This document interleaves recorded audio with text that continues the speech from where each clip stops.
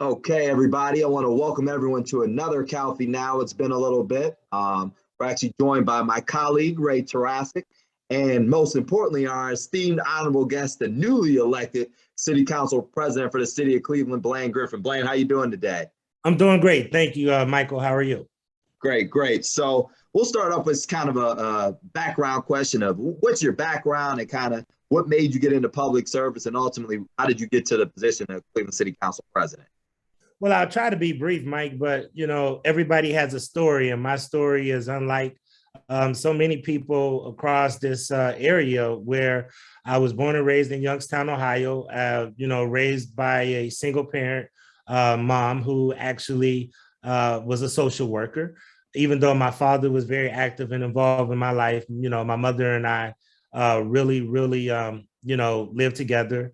And at the end of the day, she was very astute on education, and she really pushed reading to me and really pushed me to always look at education, not just as getting A's, B's, and C's, but how we can really, become critical thinkers. And I'll never forget, she used to make me write when I was young, and it really now is coming in very handy. Instead of sometimes the punishment, she actually would make me write. From there, I got pretty decent in sports and wound up getting a basketball scholarship going to Malone College in Canton, Ohio. In Canton, Ohio, was a 4-year varsity player for the Malone Pioneers. We had a pretty good ball club there, and used that to get a good quality education. Met a young lady, got married. We've been married for 25 years. Met her while I was in school in Canton. We now have 3 children, live in the Buckeye Shaker Woodland Hills community, and came up to Cleveland in 1992. And really just got involved in the community. My first job was at Harvard Community Services Center as a community organizer and as a person that was dedicated to trying to focus on rites of passage, which help young people go from childhood to adulthood. Then I went over to the East End neighborhood house in the neighborhood that I currently live in, and really worked hard on trying to develop their family programs, everything from rites of passage to senior programs to youth programs, youth and young adult programs, and really learned there for about 4 years. And then I ran Hunger Network for a time, the Hunger Network of Greater Cleveland, which had about 300 pantries all across the city of Cleveland and the county at the time. And in that process, I always mentored young people. And one of the things that I always seen is that young people were getting a raw deal in the criminal justice system. So I began meeting a lot of judges to advocate for these young people. And in meeting some of these judges, they would say, hey, could you help me get elected? And the good judges that I met, I helped them get elected. And from there, I met great people like Stephanie Tubbs Jones, who took me under her wing, Frank Jackson, who took me under his wing. This was after I ran and lost for a council race in 2001 to then councilperson Pat Britt. Now she's the clerk of Cleveland City Council, Pat Britt. But after I lost that race, Frank Jackson and Stephanie Tubbs Jones really took me under their wing. I eventually helped Frank Jackson become mayor of the city, where we unseated an incumbent. From there, he brought me into his cabinet, where I served for 11 years, from 2006 to 2017. And then the council person for Ward 6 fell ill, and they were looking for someone to fill that position. So I came over and filled that position for Cleveland City Council. From there, I had a mission to revive and revitalize our neighborhood, which I believe we're doing that as we speak. And now here I am, council president. I'm so honored that my colleagues have elected me as council president, and we're in the process of really setting an aggressive and very, very vibrant agenda for the next 4 years. Well, Council President, and I'm honored to call you that. I mean, we've known each other since when you were in the mayor's cabinet. Right. It's been a long time, so I am very honored to call you that. Congratulations. You talked a little bit about your neighborhood and where you live now. Describe for us a little bit about Ward 6, and tell us what the makeup is of Ward 6, and tell us about some of the exciting things that are happening in Ward 6. Ward 6 is what I call a Dickensian model of a ward. It's, you know, as the Tale of Two Cities once said, it's the best of times and it's the worst of times. You know, you have some very affluent parts of Ward 6 that are doing well, that are thriving, you know, areas that are seeing growth and seeing, you know, a population increase. We also have, we represent 25% of Cleveland's economy. 50% in the downtown business district, in the central business district, and then 25% in Ward 6, and then the rest of the 25% is spread across the city. So it's an area where a lot of innovation takes place. We have great institutions like the Cleveland Clinic, which is the largest employer in the state of Ohio and the city of Cleveland. We have university hospitals. We have great companies like Nottingham Spurt, which is a leader in innovation across the world. You know, but then we also have some challenging areas where we have tremendous amount of blight. We have a tremendous amount of crime. And I love this area because every day presents a new challenge. You have to be very creative, and it's one of the larger districts in the area. So I tell people I have to put on a different hat every day in order to make sure that I'm engaged with everybody from the boardroom to the streets. And that's what I really pride myself on, being able to shake hands and talk to people in the boardroom settings and really help understand the goals and objectives of business and community leaders like many of your clients, but also really being able to articulate the needs and the suffering of the people that I serve and being able to relate to them and make sure that they understand that they got somebody that's fighting for their needs and their concerns. So to say the least, you know, we have Little Italy, we have Buckeye, we have, you know, the Fairfax area where Cleveland Clinic is. We have the Union Miles and East 93rd Street area, a piece of Mount Pleasant, and we go all the way to Slavic Village. So it's, when I tell you it's a large area, it's a very large area. And, you know, but it's a fun area. It's a fun area to serve because every day presents a different challenge. Michael? So, Council President, I know you've been Council President all about a week now, but I'm going to ask you this question anyway. You know, looking forward into the future, what are some of your priorities that you would like to see Cleveland City Council address? I mean, as we all kind of know, we have a first time in 16 years, we have a new mayor-elect. So that's going to, you know, provide a whole different set of, let's say, priorities and agendas possibly coming out of 601 Lakeside. But from your perspective, what are some of your priorities that Cleveland City Council is going to be addressing? I know that the easy thing that everybody wants to say first and foremost is to deal with crime and safety.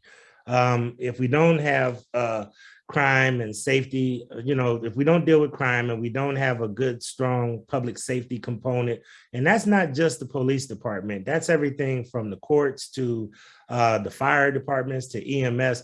We have to have very strong public safety services in order to have a successful city.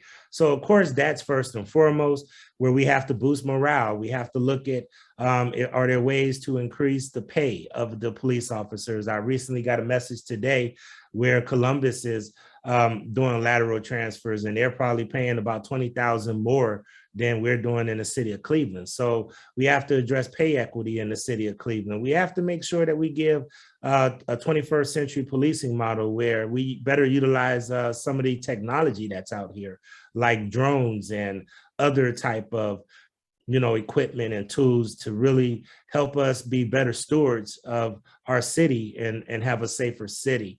I will also tell you that eradicating poverty is very important. We have to really create a middle class in the city of Cleveland. We have to grow Cleveland from the middle out, not the top down or the bottom up.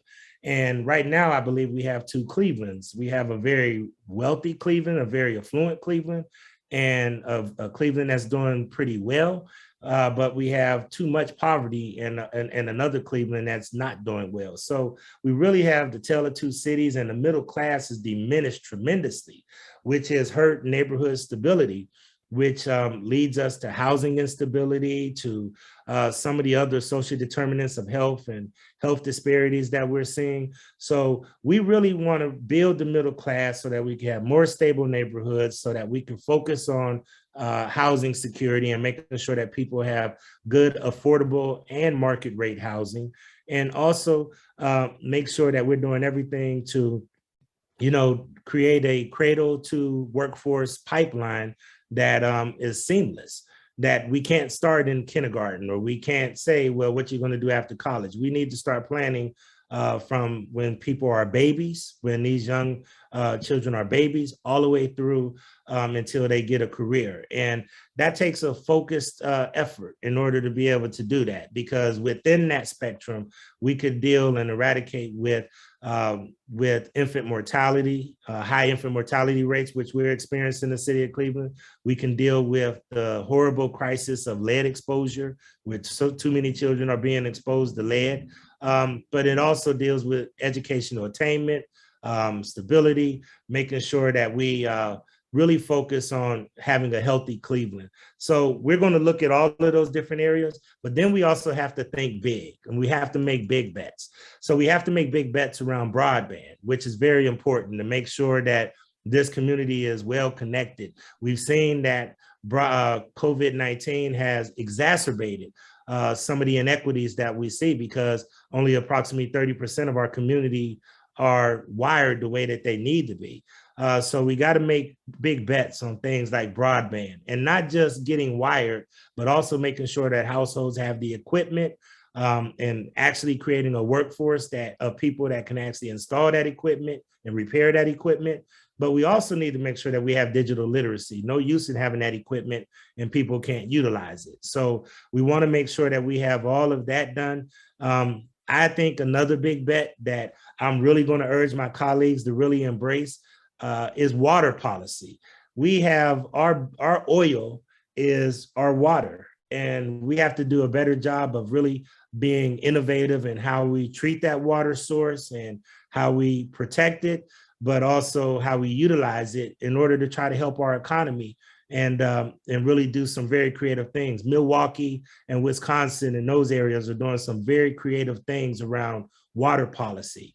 I would also like to really work with, and I've already floated this with Mayor-elect Bibb, as well as other county council members like County Council President Pernell Jones, is that we need some regional policies to deal with things like these car chases, where too many innocent citizens are getting hit by cars because we don't have a comprehensive policy of how we do car chases throughout the region. And I think that could lead to how we have a better public safety model to deal with policing and safety if we can have regional collaboration on those kind of issues. Regional collaboration is important. Cleveland doesn't live in a bubble or in a silo, so we have to work well with our suburban partners. And last but not least, we have to deal with Black suffering. We have, as city council, raised the issue of racism being declared it as a public health crisis. And we have to deal with Black suffering in a meaningful way, in a way that we really change the narrative and the trajectory of the Black people that are suffering in this city. And not that I want to exclude any other group, but the majority of the people that are in poverty, experiencing health disparities, that have low educational attainment, that are the victims and perpetrators of crime, are African-American males and African-American women. African-American women actually have lost babies 8 times more than their white counterparts. So we have to do something around those kind of issues in order for all of us to be successful, because if one group is unsuccessful, then we'll all fail as the city of Cleveland, because we're all inextricably tied.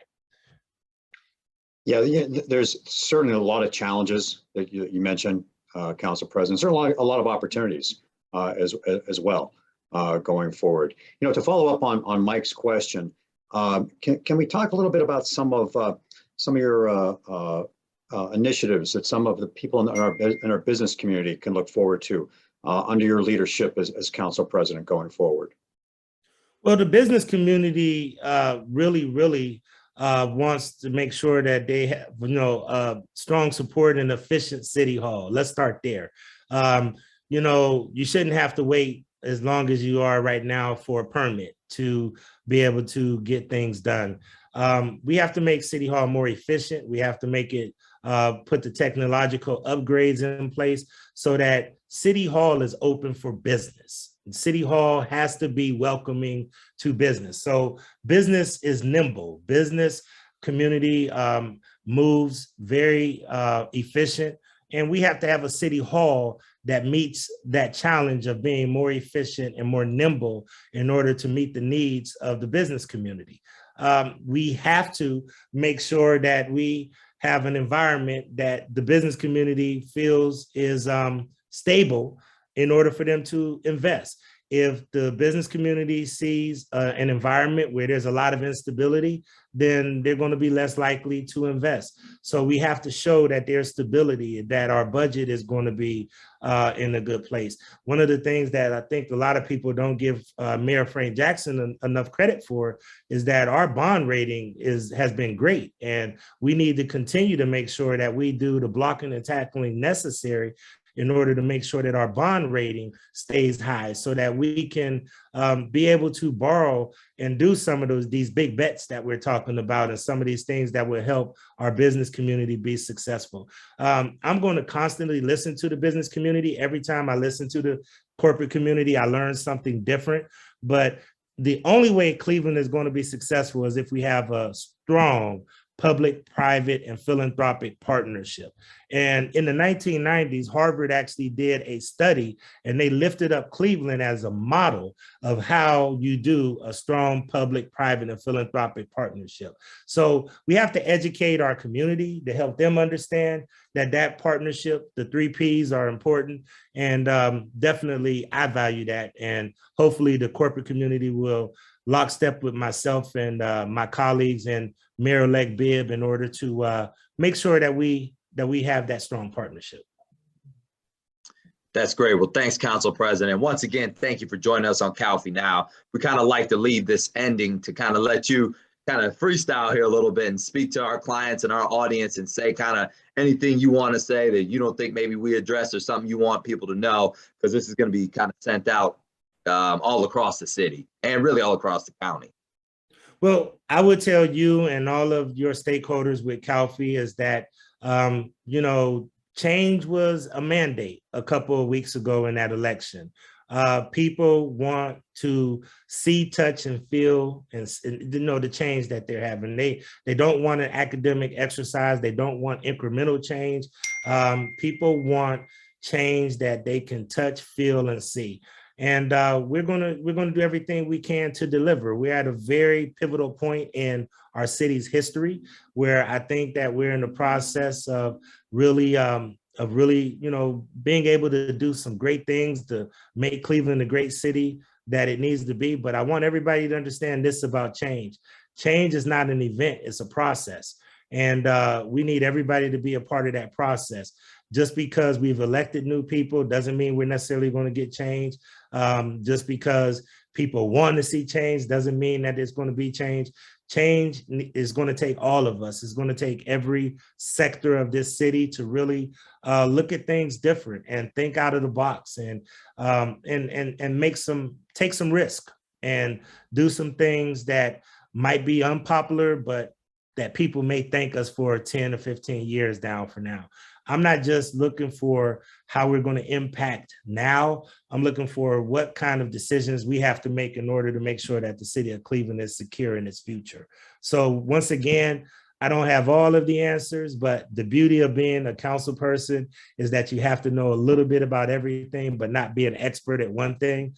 So there may be times when I come to you and Calfee and your clients to really understand some of the dynamics of this city. I am not a person that believes that I have all of the answers, but I do know that working and putting together a collaborative leadership model that we can accomplish great things in this city. So I really appreciate Calfee and all of you all for taking the time. I appreciate my friends, Mike Bowen and Ray Tarasuck, who both have been great friends and helped me throughout my journey, even before I became council president. So hopefully we can continue to work with all of you guys in order to have a successful city. I end every conversation that I say, and every time I'm on social media, that I love CLE and I love Ward 6, and I know you guys do too. So let's get to work. Appreciate it, Council President. Thanks everybody again for joining us for another Calfee Now.